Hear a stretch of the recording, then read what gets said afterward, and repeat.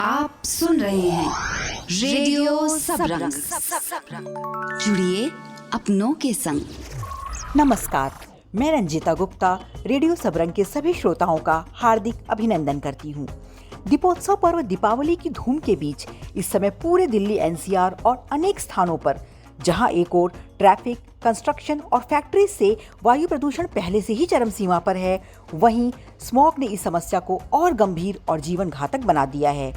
इस समस्या के कारण और निवारण पर जानकारी देने के लिए आज रेडियो सबरंग से जुड़े हैं वरिष्ठ श्वास रोग विशेषज्ञ, भारद्वाज हॉस्पिटल के respiratory and critical care head और काशवी मल्टी स्पेशलिटी हॉस्पिटल के फाउंडर एंड डायरेक्टर डॉक्टर आशीष जायसवाल। नमस्कार सर, रेडियो सबरंग के इस एपिसोड में आपका बहुत बहुत स्वागत है। नमस्कार जी, रेडियो सबरंग के सभी दर्शकों को मेरा प्रणाम। मैं डॉक्टर आशीष जायसवाल हूँ। डॉक्टर साहब, वर्तमान समय में दिल्ली एनसीआर में प्रदूषण और स्मॉग की वजह से हमारे स्वास्थ्य पर, खासकर हमारे फेफड़ों पर कैसा असर पड़ रहा है और इससे किस किस तरह के मरीजों की संख्या बढ़ रही है? देखिए, सबसे पहले हमें समझना पड़ेगा जो भी ये जो नॉक्शियस गैसेस हैं या जो पार्टिकुलेट मैटर हैं 2.5 और 10, ये जो पार्टिकल्स होते हैं, जब इनकी बहुत ज्यादा बढ़ जाता है कंसंट्रेशन हमारे इन्वायरमेंट में, एटमॉस्फेयर में, तब ये हमारे लंग्स में जाके लंग्स को डैमेज करना चालू कर देते हैं। आजकल हम जो देख रहे हैं कि हमारी ओपीडी में भी जो श्वास के पेशेंट हैं वो बहुत बढ़ गए हैं। जिनका भी अस्थमा या सीओपीडी जिनका मेंटेन था दवाओं पे, वो भी उनको भी बड़ी दिक्कतें हो रही हैं। इनफैक्ट जो नॉर्मल आदमी है उनको भी गले में दर्द होना, एक लेयरिंग हो जाना, आंखों से आंसू आना, हेडेक होना, इनडाइजेशन होना भी बड़ा कॉमन हो गया है पॉल्यूशन के कारण। और आजकल तो हेडेक के भी बहुत पेशेंट बढ़ गए हैं इन पॉल्यूशन के कारण। ये तो जो इफेक्ट्स हैं, ये तो एक्यूट इफेक्ट होते हैं, जो तुरंत इफेक्ट्स हम लोग को हमारी बॉडी पे दिखते हैं। बट जो सबसे इम्पोर्टेंट जो दूरगामी इफेक्ट इस पॉल्यूशन का होने वाला है वो है पोल्यूशन के कारण जो होने वाला है वो है कैंसर। इसके कारण जो लंग कैंसर के जो पेशेंट्स हैं वो बहुत बढ़ रहे हैं। पहले हम लोग बोलते थे कि कैंसर जो होता है 80% बिकॉज ऑफ स्मोकिंग होता है, पर अब ऐसा हो गया है 50% हमारे पास पेशेंट ऐसे आ रहे हैं लंग कैंसर के जिनके अंदर स्मोकिंग रिस्क फैक्टर नहीं ना, जिसके अंदर पोल्यूशन एक बड़ा रिस्क फैक्टर माना जा रहा है। इनफैक्ट जो लोग कार्डिक पेशेंट्स हैं या जो किडनी के पेशेंट्स हैं, उनमें भी पोल्यूशन के कारण बहुत डैमेज हो रहा है, बहुत प्रॉब्लम हो रही है। इनफैक्ट अगर ये पोल्यूशन ऐसे ही बढ़ता रहा तो लोगों में इनफर्टिलिटी, बच्चों में जो बच्चे पैदा होते हैं उनके अंदर लो बर्थ वेट भी हो सकता है। तो इसके इफेक्ट अभी भी हो सकते हैं, देर भी हो सकता है, और ये सारे बॉडी के को इफेक्ट करता है ये पोल्यूशन। ये तो बहुत ही सीरियस मैटर है और ये बिल्कुल लाइफ थ्रेटनिंग कह सकते हैं इसको, सिचुएशन हो चुकी है। तो डॉक्टर साहब, ये क्या ये ब्रोंकाइटिस, कफ, फ्लू, ये सब जो प्रॉब्लम्स है, क्या ये सब भी एयर पोल्यूशन से ही बॉर्न डिजीजेज हैं? डेफिनेटली। अभी आप हम लोग अपनी ओपीडी में देख रहे हैं, नॉर्मल हेल्दी लोग हैं उनको भी कॉफ हो रहा है। अब ये होता क्या है, इस दौरान क्या होता है कि स्मोक बन जाता है। हमारे पास जो नॉक्शियस गैसेस हैं या पार्टिकुलेट मैटर, ये लोग हमारे के आसपास ही ट्रेवल करते रहते हैं। बिकॉज जैसे कोहरा पड़ता है, जैसे थोड़ा इन्वायरमेंट ठंडा होता है, ये ऊपर जा नहीं पाते हैं। तो ये हम लोग इन्हीं के अंदर सांस ले रहे हैं, इन्हीं के अंदर सांस छोड़ रहे हैं। इसके कारण से हम लोगों को ब्रोंकाइटिस होना, अस्थमा होना, अलग तरीके की, इसको रिएक्टिव एयरवे डिसफंक्शन बोलते हैं, वो होना बड़ा कॉमन हो गया है। इनफैक्ट जो बंदे जिनका अस्थमा या जो सीओपीडी की पेशेंट है, उनके लिए तो ये वेदर बहुत खतरनाक है। इनफैक्ट जो बच्चे, यंग बच्चे हैं, जो 7-8 साल से कम के छोटे बच्चे, या जो हमारे बुजुर्ग हैं जो 70+ हैं, उनके लिए जो नॉर्मल हेल्दी है, उनमें भी इस पोल्यूशन के कारण बहुत दिक्कत हो रही है। आजकल जो कहा जा रहा है कि हम 9 से 10 सिगरेट पर डे के बराबर धुआं अपने शरीर के अंदर ले रहे हैं, तो क्या ये सच है और इसका हमारे लाइफ स्पैन पर, हमारी लाइफ एक्सपेक्टेंसी पर क्या असर होने वाला है? एकदम सच है। जो हम ये धुआं ले रहे हैं, ये मुझे तो और ज्यादा लग रहा है जिस हिसाब से दिल्ली में जितना पोल्यूशन है, ये तो 15 से 20 सिगरेट स्मोकिंग का जो हम लोग का धुआं होता है वो धुआं जा रहा है। और हम लोग पढ़ते हैं कि अगर आप कोई बंदा 5 साल तक 20 सिगरेट अगर एक दिन में पीता है तो उसके लंग पे इरिवर्सिबल डैमेज होता है। अगर 10 साल से ज्यादा पिए तो उसमें लंग कैंसर के चांसेस हो सकते हैं। और हम लोग कितने सालों से इसी पोल्यूशन में रह रहे हैं। ये कोई पोल्यूशन नया नहीं है। अगर आप देखें तो केवल जब बरसात का मौसम होता है तभी हमारा AQI कम होता है। अदरवाइज 9-10 महीने AQI हर समय इतना ही रहता है। हम लोग तो इसी में जीते जा रहे हैं। और ये तो हर समय का एक, जैसे कोई वेदर आता है वैसे हमारा पोल्यूशन इसमें बढ़ के आ जाता है। इनफैक्ट जो शिकागो की जो स्टडी हुई थी उसमें ये पाया गया है कि जो दिल्ली में बंदे रह रहे हैं उनके अंदर 12 साल उनकी उम्र, अगर आप एक नॉर्मल लाइफ एक्सपेक्टेंसी करते हैं तो वो कम हो रही है, जो कि बहुत बड़ा नंबर है। अगर एक एवरेज आदमी इंडिया में 64 साल जीता है तो पोल्यूशन का 52 ही साल जिएगा। और ये चीज केवल दिल्ली में नहीं है, अगर आप पुणे में भी अगर आप इसको बिहार में देखेंगे, पटना में देखेंगे, तो पटना में भी उन्होंने बोला है कि 9 साल उनके साल में से, उनकी एज में से कम हो रहे हैं। तो केवल ये दिल्ली एनसीआर की प्रॉब्लम नहीं है, ये आसपास के जितना भी जो एरिया, बिहार तक का भी जो लगा एरिया है, वहां पे भी पॉल्यूशन है। देखिए ये जो पॉल्यूशन है ये एक अर्बनाइजेशन की देन है। आप देखिए कोई ऐसा इंडिया में जगह नहीं है जहाँ पे डेवलपमेंट नहीं हो रही है, नए कंस्ट्रक्शन नहीं हो रहे हैं या बिल्डिंग मटेरियल नहीं बन रहे हैं। इम्पोर्टेंट ये है कि हम इसको समझें और जब ये प्लानिंग से सारा कंस्ट्रक्शन करें तभी हम इसको कम कर सकते हैं, अदरवाइज तो ये कम नहीं हो सकता। आप अर्बनाइजेशन को, आप ग्रोथ को तो नहीं रोक सकते, आपको तो जो तरीकों से हो रहा है उसको ही हमें मॉड्यूलेट करना पड़ेगा। बिल्कुल, ये डेवलपमेंट के अपने साइड इफेक्ट्स हैं एक्चुअली कहा जाए तो। जी जी। तो सर ऐसी भी रिसर्च सामने आ रही है आजकल, नई बातें आ रही हैं जिसमें आशंका जताई जा रही है कि जो बड़े बड़े ये धूल के पार्टिकल्स हैं वो हमारी सांस नली से होकर ब्लड में पहुंच रहे हैं और इससे बच्चों तक में सडन हार्ट अटैक जैसी संभावना तक हो जा रही है। तो क्या ये भी एक सच है और इससे बचा कैसे जा सकता है? देखिए अभी ये डॉक्यूमेंटेड बात नहीं है, ये लोगों ने कुछ कुछ चीजें रिसर्च आ रही है, पर अभी तक ये डॉक्यूमेंटेड रिसर्च नहीं ना कि ये ब्लड के अंदर, देखिए जो भी नॉक्सियस गैसेस है डेफिनेटली वो ब्लड में जाती हैं। जो फॉर्मल्डिहाइड है, जितना भी आप देखिए, जो भी वेहिकुलर पॉल्यूशन है, वेहिकुलर जो पॉल्यूशन होता है उसके अंदर जो गैसेस निकल रही है, फॉर्मल्डिहाइड ऑक्साइड या नाइट्रस ऑक्साइड या सल्फर डाइऑक्साइड, ये जैसे ऊपर जाते हैं और ये रिएक्ट होते हैं, इनमें कुछ चेंजेस होते हैं और ये सब और ज्यादा टॉक्सिक ड्रग्स होते हैं, ये फ्री रेडिकल बना देते हैं। ये फ्री रेडिकल लंग के थ्रू, एल्वोलाई के थ्रू आपके ब्लड में जाके डैमेज कॉज करते हैं। पर ये डैमेज कितना है, किस हद तक है, अभी इस पे रिसर्च होना बाकी है। हाँ बात सही है, ये कर रहे हैं, पर क्या लेवल है ये कुछ सालों बाद पता चलेगा कि इसका असर कितना आ रहा है। सर अभी आपने बताया PM10 और PM2.5 कणों की बात आपने कही, तो दिल्ली एनसीआर में भी AQI जो है एयर क्वालिटी इंडेक्स की सबसे ज्यादा 400-500 की रेंज में है। तो इन धूल के कणों का अलग अलग किस तरह का असर हमारे शरीर पे हो रहा है? देखिए सबसे पहले तो हम समझते हैं जो ये PM2.5 है, मतलब जो पार्टिकुलेट मैटर 2.5 माइक्रोन का है या 10 वाले माइक्रोन का, ये इतने छोटे पार्टिकल हैं कि ये नॉक्सियस गैसेस के साथ जो हमारे टर्मिनल, जो हमारे लास्ट के ब्रोंकियोल है, वहां तक जाते हैं और वहां पहुंच के, क्योंकि एक इनर्ट मॉलिक्यूल है, तो वहां पे जाके ये डैमेज कॉज करेंगे। अपर एयरवे में रहेंगे तो ब्रोंकाइटिस कॉज करेंगे, अगर लोअर एयरवे में पहुंचेंगे तो ये सांस में दिक्कत, चेस्ट में टाइटनेस होना, चेस्ट में पेन होना, ठीक से सांस ना ले पाना, और ये प्रॉब्लम रात में ज्यादा बढ़ जाती है लोगों को। तो ये सब प्रॉब्लम तो ये कॉज करेंगे ही करेंगे। तो अगर आप इसीलिए हम लोग आज सभी पेशेंट्स को बोलते हैं कि आप घर पे ज्यादा रहें, बाहर ज्यादा ना निकले। आप सुबह के समय जब बहुत ज्यादा AQI रहता है, शाम के समय जब बहुत ज्यादा AQI रहता है, तो घर के अंदर रहें। जो बच्चे खेलने भी जा रहे हैं वो भी थोड़ा सा अपने पेरेंट्स अभी उनको अवॉइड करें। जो लोग सैर करने जा रहे हैं, हमारे एल्डरली पीपल, वो भी अभी सैर करने से अवॉइड करें, कोशिश करें घर में ही रहें और घर के अंदर ही अपना थोड़ा सा जो जितनी भी अपन योगा या जो भी एक्सरसाइज कर सकते हैं उसको ही करें, सो दैट ये पार्टिकल का जो कंजप्शन है वो हमारे घर में, बॉडी में कम हो। कौन से ऐसे लक्षण हैं जिसमें हम अपने आप घर में स्टीम ले लें या नेजल स्प्रे, फ्लूइड डाइट जैसी चीजें ले सकते हैं या OTC मेडिसिन ले सकते हैं, और किन लक्षणों को देखकर हमें तुरंत डॉक्टर को संपर्क करना चाहिए? देखिए मेडिसिन तो ऐसा कुछ नहीं होती है, इसका प्रिवेंशन ही इसका मेडिसिन है एक्चुअली पोल्यूशन का। जितना आपने कांटेक्ट अपना कम किया आप उतना ही बचेंगे।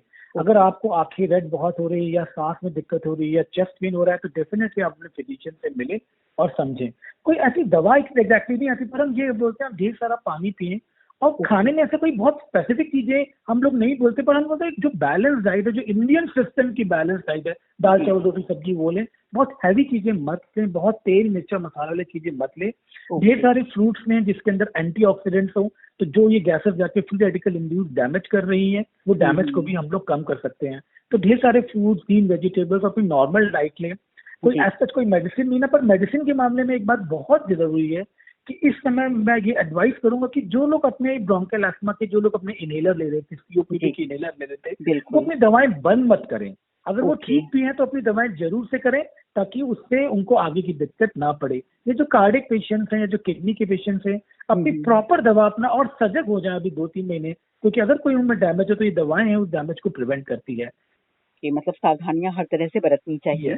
जी। सर आजकल बहुत से लोग अपने मन से over the counter medicine, antibiotic, anti allergic ले लेते हैं, ये कितना ठीक है? देखिए ये एकदम गलत है। इनफैक्ट इसमें इंडिया में इतनी ज्यादा रेजिस्टेंस हो गई है, और आप हंसेंगे, इंडिया एक ऐसी कंट्री है जिसमें सबसे ज्यादा एंटी माइक्रोबियल रेजिस्टेंस हो रही है। उसका जो सबसे बड़ा रीजन है कि जो फार्मेसी में हम लोग को बिना डॉक्टर के प्रिस्क्रिप्शन की दवाएं मिल जाती हैं। आप देखिए, अगर आप कंपेयर करें, अगर डॉक्टर के पास अगर 10 मरीज जा रहा है तो 90 मरीज फार्मेसी से ही दवा ले लेता है, और वो अपनी जी। फार्मासिस्ट जो कि एक रिकॉग्नाइज्ड बंदा भी नहीं होता है, वो उनको एंटीबायोटिक खिलाता रहता है। एंटीबायोटिक जब तक आप प्रॉपर डोज में नहीं खाएंगे तब तक उसका असर नहीं आएगा, और प्रॉपर डोज में आप नहीं खाएंगे तो इस एंटीबायोटिक के अगेंस्ट में उस ऑर्गेनिज्म की रेजिस्टेंस हो जाएगी। तो मैं आपके माध्यम से ये बोलना चाहूंगा कि आप कभी भी फार्मेसी से कोई मेडिसिन ना लें। आप मेडिसिन ना लें, बॉडी खुद रिकवर कर लेगी। अगर आपको ज्यादा दिक्कत हो, डॉक्टर से एंटीबायोटिक लें, और ऐसी कोई भी मेडिसिन ओटीसी ना लें। किसी भी मेडिसिन का कोई भी साइड इफेक्ट हो सकता है। जहां तक बात है, कुछ लोगों को भी सर्दी बहुत बढ़ रही है, रनिंग नोज हो रही है, ऐसे में जो ओटीसी मेडिसिन, जैसे जो हमारे कुछ नेजल स्प्रे होते हैं, नॉन स्टेरॉइडल नेजल स्प्रे, वो ले सकते हैं। कुछ पैरासिटामोल जैसी जो चीजें हैं वो अपना खुद ले सकते हैं। स्टीमिंग बहुत फर्क पर फायदा करेगा, आप वो करें। गार्गल करें, क्योंकि क्या हो रहा है, इस स्मॉग के अंदर वायरस की जो पार्टिकल्स है वो भी घूम रहे हैं। आप देखिए, अभी स्वाइन फ्लू के भी केसेस दिल्ली में बहुत बढ़े हुए हैं, बिकॉज ये वायरस ये निकल नहीं पा रहा है। ये वायरस यहीं की यहीं घूम रहा है, और जो बार बार लोगों को इन्फेक्शन कर रहा है। जो लोग, जो बच्चे जो कि 10 साल से कम है, या जो अडल्ट जो कि 65 से ज्यादा है, वो अगर उनका वैक्सीनेशन जरूर से अगर हो गया है तो साल में जरूर रिपीट करें। जो हम लोग जो वायरल के लिए जिसे हम लोग फ्लू शॉट्स बोलते हैं, अलग अलग कंपनियों के फ्लू शॉट्स आते हैं, वो जरूर ले। वैक्सीनेशन से उनको बहुत प्रिवेंशन होगा इस अपर रेस्पिरेटरी जो इन्फेक्शन जो पॉल्यूशन के कारण बढ़ा हुआ है। सर, ये बहुत अच्छी बात बताई आपने। तो ये प्रिकॉशनरी जो आप वैक्सीन लेने की बात कर रहे हैं सर, तो किस उम्र में कितने अंतराल पर कितनी वैक्सीन लेनी चाहिए? देखिए, ये साल में एक बार लगती है। इस वैक्सीन में जो स्वाइन फ्लू या जो नॉर्मल इन्फ्लुएंजा वायरस के अगेंस्ट में हम लोग ये वैक्सीन लगाते हैं। तो ये वैक्सीन सभी लोग लगा सकते हैं, मगर हम उनमें बोलते हैं जिनके अंदर इम्यून डिफिशियंसी, जैसे डायबिटीज के पेशेंट, किडनी फेलियर के पेशेंट, कार्डियक पेशेंट, या जो एस्थमेटिक है, सीओपीडी, वो तो किसी भी एज में लगा सकते हैं। और क्योंकि बच्चों का इम्यून सिस्टम डेवलपिंग स्टेज में होता है, तो 10 साल तक के बच्चे, 12 साल तक के बच्चे, या जो 65 ईयर्स के अबव के अडल्ट मेल्स हैं, अगर वो नॉर्मल हेल्दी भी है तो उनको अपना फ्लू शॉट लगाना चाहिए। इनफैक्ट कोविड में भी इस वैक्सीन का क्रॉस रेजिस्टेंस था और उन लोगों में फायदा पाया गया। तो इसका कोई नुकसान नहीं ना, वैक्सीनेशन हर समय फायदा करता है, जो ये फ्लू शॉट जिनको हम बोलते हैं। सर, आजकल घरों में एयर प्यूरिफायर लगाने का बहुत चलन बढ़ गया है, ह्यूमिडिफायर जैसी चीजें लगाई जा रही हैं। क्या ये एक सेफ ऑप्शन है? देखिए, सेफ तो है। एक कहावत है, something is better than nothing. हाँ, एयर प्यूरिफायर उनके लिए बहुत अच्छा है, उन घरों के लिए बहुत अच्छा है जिन घरों में सांस के पेशेंट है, या जिनमें एल्डरली पेशेंट है, या जिनमें बच्चे हैं।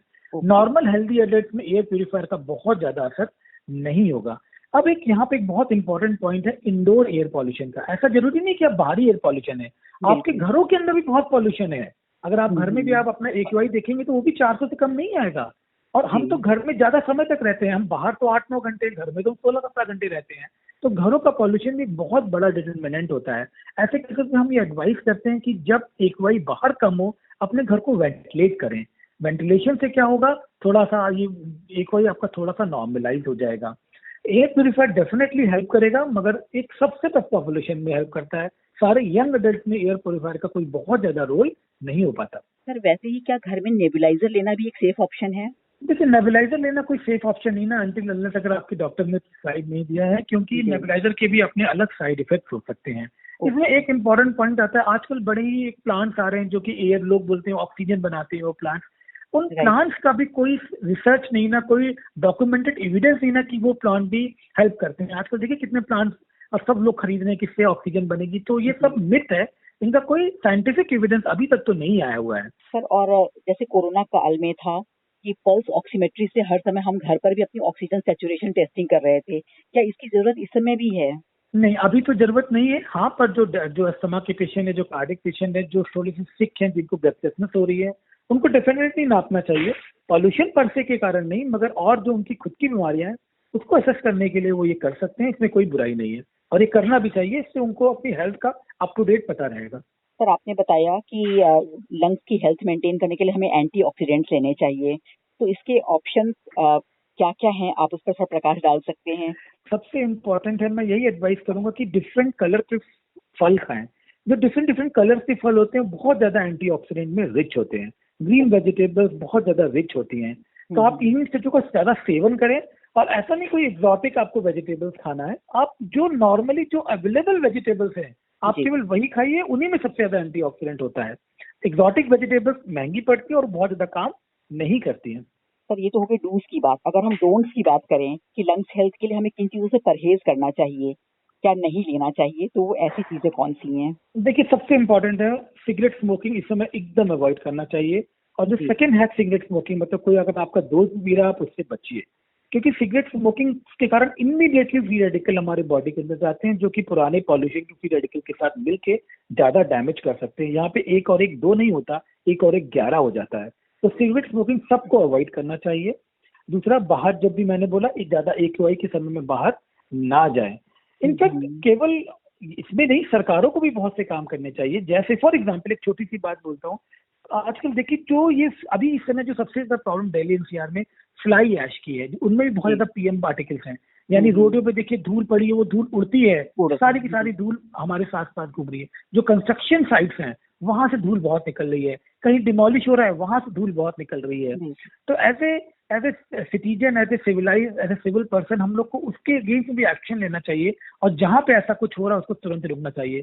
दिल्ली में 25% जो विंटर्स में जो पोल्यूशन होता है वो बायोमास जलाने के कारण होता है, जो म्यूनिसिपैलिटी का कचरा होता है, या आसपास आप देख रहे हैं हरियाणा में हो रहा है, पंजाब में पराली जल रही है। दिल्ली में कम से कम 9,000 होटल्स हैं, सब में तंदूर में कोयला लगता है, उससे कितना फ्लाई ऐश निकलता है।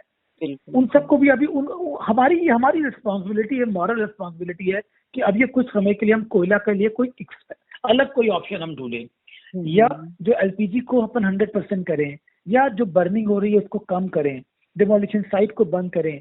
अब जैसे मेरे पास भी 2 व्हीकल हैं, तो आप ऐसा इंजन लें जो कि BS6 हो, या आप इलेक्ट्रिक वाली कार का यूज करें, या आपकी अगर कार की इंजन की हेल्थ नहीं है उसको आप ठीक करें, उससे धुआं को रोकें। सब काम सरकारों का नहीं है ये, अगर ये छोटे छोटे काम भी हम करते हैं अगर, तो इससे भी हम लोग बहुत ज्यादा इसको कवर कर सकते हैं। बिल्कुल सही बात कही सर आपने कि हमें इंडिविजुअल लेवल पर भी सजग होने की बहुत ज्यादा आवश्यकता है।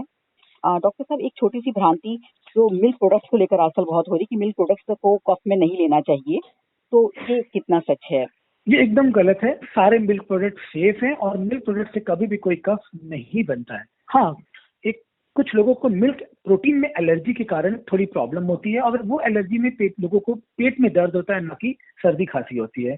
तो ये केवल मिथ है, और ये दोनों प्रोडक्ट हर एक तरीके के पेशेंट में, अस्थमा के पेशेंट में सेफ है और लेना चाहिए। सर, ये लंग्स हेल्थ के लिए रेगुलर एक्सरसाइज का क्या इम्पोर्टेंस है?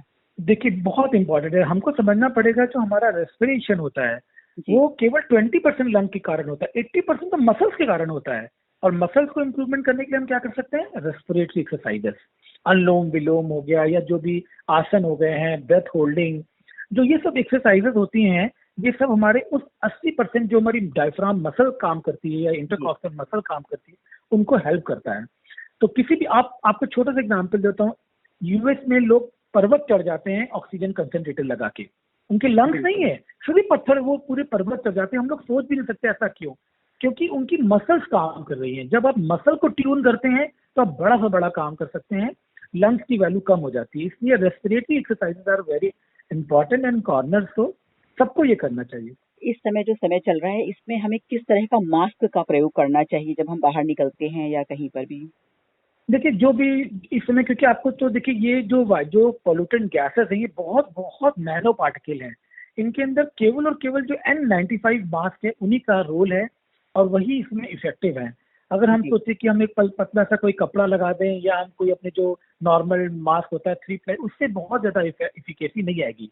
पर हाँ, उससे जो पार्टिकुलेट मैटर है, जो धूल के कण हैं, वो रुक सकते हैं मास्क के थ्रू कंपैरिजन में।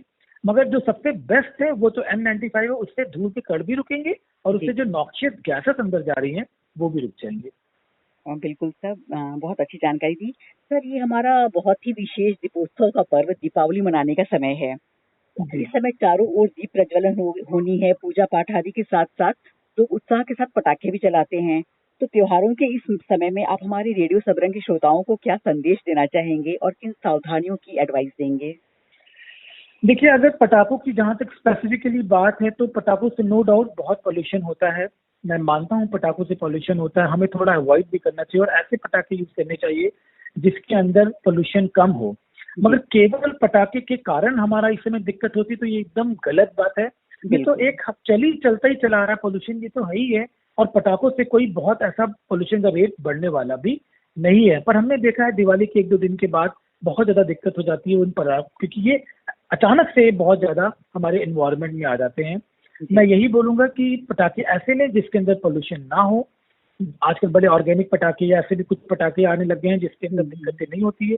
केवल वही रहें, बट अपनी दिवाली को फीका ना बनाएं और अपना जो दिवाली में जो जोश है वो किसी और चीजों में करें, लोगों से मिलें, पकवान में करें, लोगों से ग्रीट करें, पूजा करें, उससे ज्यादा अपना वो करें।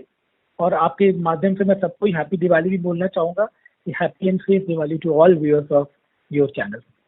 Thank you sir. आज आपने हमें वायु प्रदूषण और स्मॉग के खतरों और सावधानियों के विषय में बहुत ही ज्ञानवर्धक जानकारियां दी।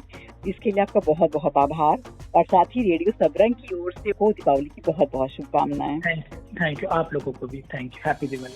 आशा है आपको हमारा यह एपिसोड उपयोगी और ज्ञानवर्धक लगा।